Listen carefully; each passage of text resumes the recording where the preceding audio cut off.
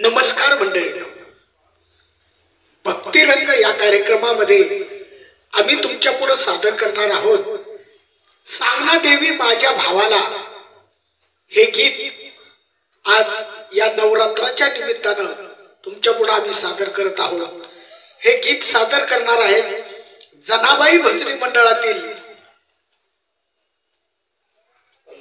Pallavi fund यांनी गायलेलं हे एक सुंदर गीत तुमच्या पुढे सादर करत आहोत भक्तिरंग या कार्यक्रमामध्ये।